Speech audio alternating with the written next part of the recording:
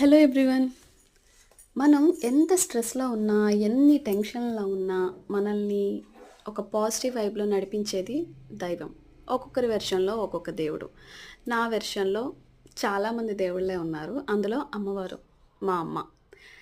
1 year తర్వాత ఇదే టెంపుల్‌కి వెళ్ళడం, అంటే మా తాతగారు చనిపోయిన తర్వాత ఇదే వెళ్ళడం. ఏంటో ఒక ఎమోషనల్, ఒక పాజిటివ్ వైబ్స్, ఒక అటాచ్‌మెంట్ ఏంటి చాలా రకాలుగా ఫీల్ అయిపోయాను. ఆ పచ్చ తోరణాలు, ఆ పువ్వులు, ఆ భజంత్రీలు, ఆ పసుపు కుంకుమ పూజలు, అమ్మవారిని అసలు కళ్ళు అలా పెట్టుకొని 2 చేతులు ఆ దండం పెట్టుకొని అలా ఉండిపోయాను అంతే. ఇంకా ఆ భజంత్రీలు వాయిస్తుంటే నాకు పూనకం వచ్చేసిందనమాట.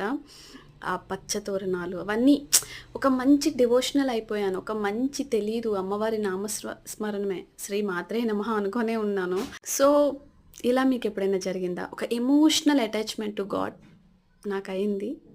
బాయ్.